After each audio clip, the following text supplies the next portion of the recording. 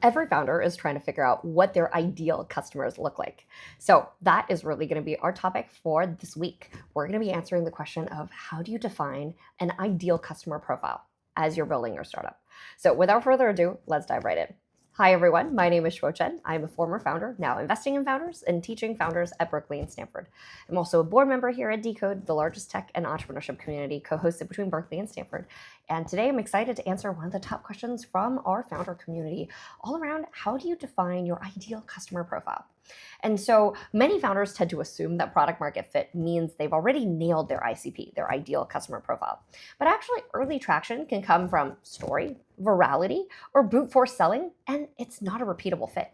And so that's why it's so important for us to be covering this topic today, which is 3 tactics for helping you figure out what a well-defined ideal customer profile looks like. So without further ado, let's dive on right in.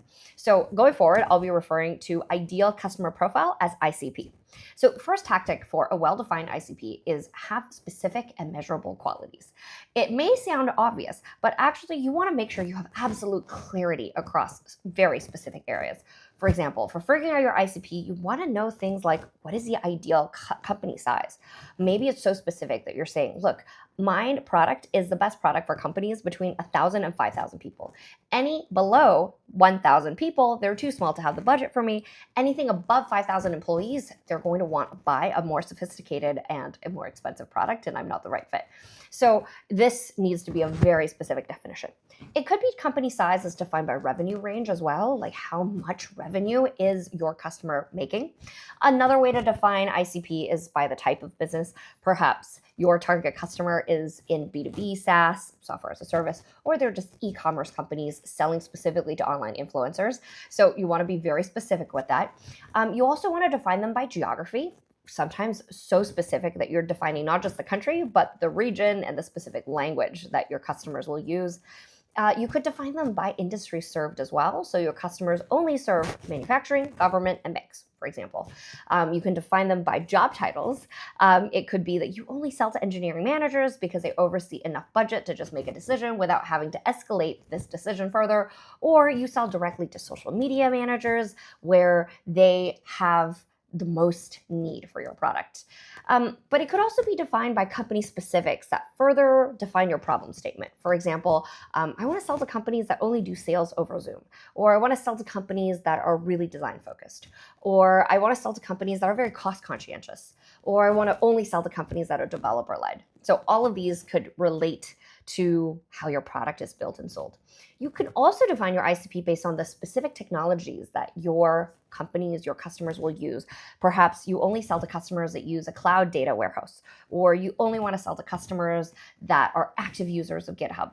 You could also define them by other unique buyer behaviors. For example, like they only use specific messaging platforms or information sources. You could say, actually, my ideal customer profile is really people who only use Microsoft Teams, for example.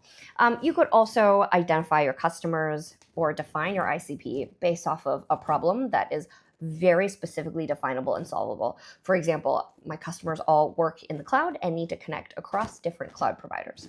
So all of these are specific examples of how you can define your ICP in very specific and measurable qualities.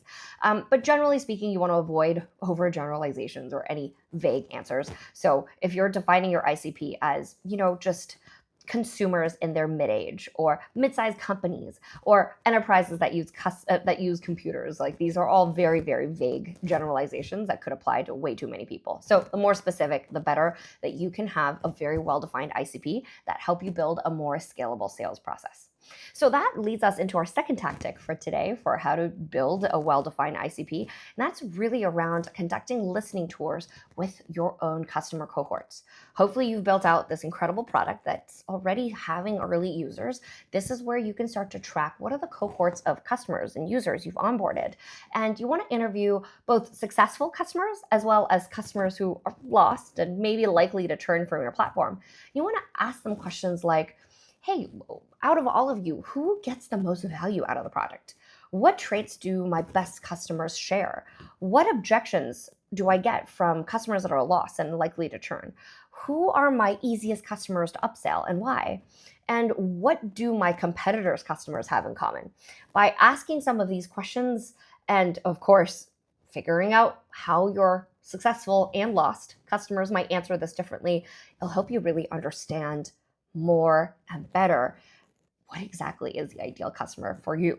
And of course, across these different interviews, what you're doing is you're really looking for patterns. You're looking for a really strong and good fit in the customer profile. And of course, you're also looking for anti-patterns in customers where there is a poor fit. So looking for patterns and anti-patterns. That leads us into tactic number 3, which is you want to continuously refine the ICP. Your ideal customer profile does change over time. The market evolves, the product changes, customers, of course, grow. And so you want to think about what are product enhancements that may unlock new use cases or capabilities for your customers.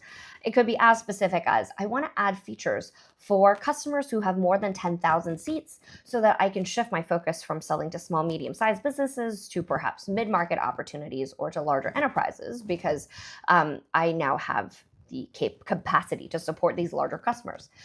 That's one specific example, but you want to think about how that might change over time. You could also decide to go in the reverse direction and say, hey, over time, I've realized that the mid-sized customers don't derive as much value out of my product because they can afford to buy more sophisticated products that are much more expensive so that they get more human support. And so I should actually refocus onto the SMB market.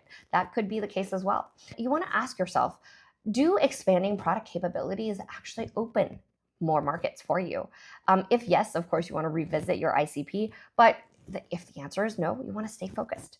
So those are the 3 top tactics for you to think about how to develop a well-defined ICP so you can help your team focus on onboarding the most important customers that will help your startup scale and grow effectively. If you want to learn about other traps to avoid in this process and tools you can leverage to help you succeed, please feel free to check out the newsletter hyperlinked below that includes more details about this.